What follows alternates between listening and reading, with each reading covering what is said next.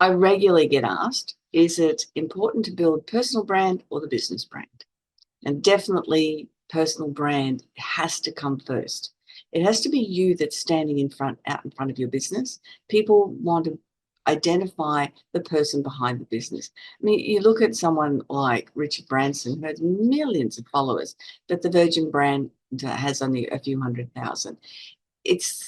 You don't have to necessarily be as famous as Richard Branson, but you look at all your actors and entertainers, it's their personal brand, as it needs to be for you. People will remember you as opposed to your brand.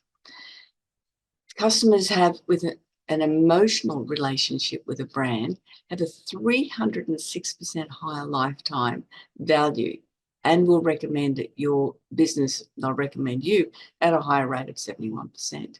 Let's have a look at 5 different ways that you might be able to build your own personal brand. And doing so means that you have more interaction, you get found, you get noticed, and then you get results. So the first thing is bold branding, meaning not bold colors, not a super duper logo, and all of that is an important background thing, but it means that you have to put yourself out there and have the courage to absolutely do that. So discover how bold choices will make a difference of you being seen, and it sets you apart from the competition. So how can you be seen?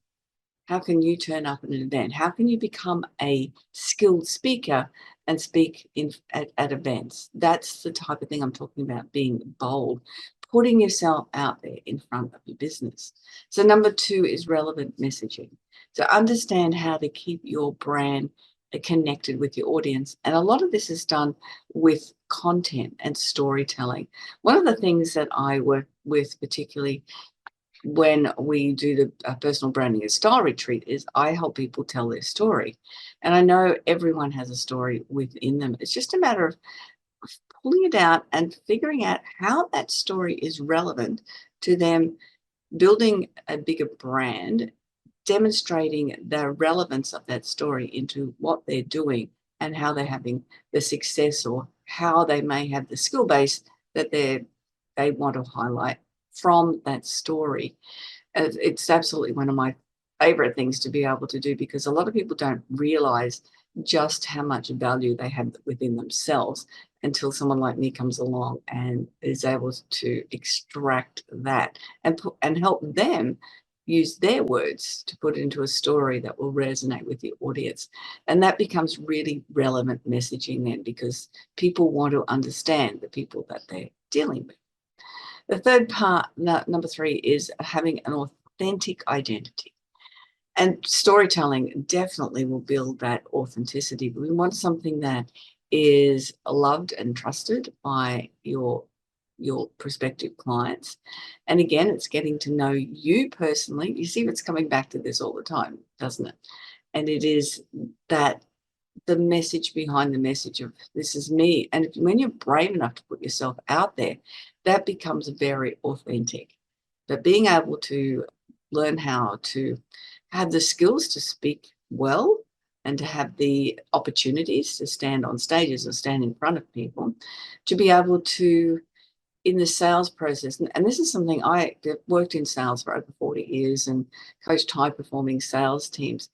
And you can tell a salesperson, and everyone goes, oh, the little air quotes, when they're being sold to. No one wants to be sold to. We want to deal with someone who is authentic and real. And knowing how to do that in a sales conversation is such an important factor. And it's something that I, work with my clients, overcoming that icky feeling about selling and sales so that they can feel very authentic and realize that they're never selling, they're solving problems. And the more problems you solve, the more success you have. But you need to know how to ask the right questions and then solve the right problems for the clients, not necessarily the ones they think they have. Number 4 is brand visibility. you've got to be out there, whether that is on social media.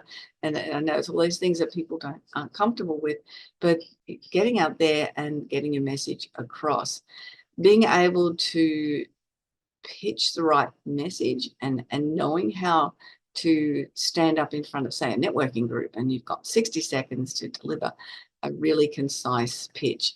And the time then is to, if you can fit in a story in that 60 seconds, and that story evolves about how you help people, not what you do, but how you help people.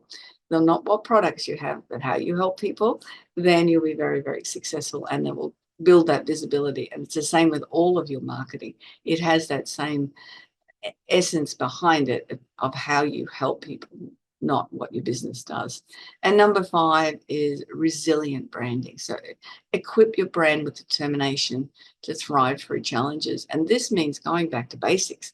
It means setting up a great foundation for your business so that you know that as you take steps forward in your business, you've got this really solid foundation that will support you as you step out and take action.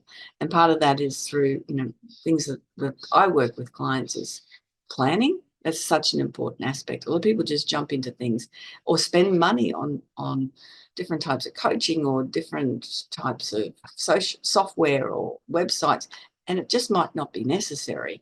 So I really help people figure out what is necessary, what is essential for them and their budget, so that they can just invest in the things that are going to be able to assist them in the best possible way, and that'll help them avoid any of those setbacks and challenges from not taking the right steps. And that builds up a really resilient brand because you've got those foundations. And a little bit croaky this morning. It is early morning that I'm recording this.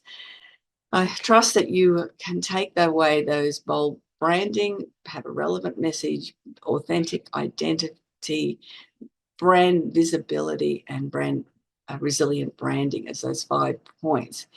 If you are not sure about what steps you might need to take, then you are very welcome to book a discovery call, a strategy call, no obligation to it. We'll chat for 30 minutes and I hopefully will give you some ideas on where you might be able to take your business. Go to JanineVosper.com and you'll see the link to that in these notes.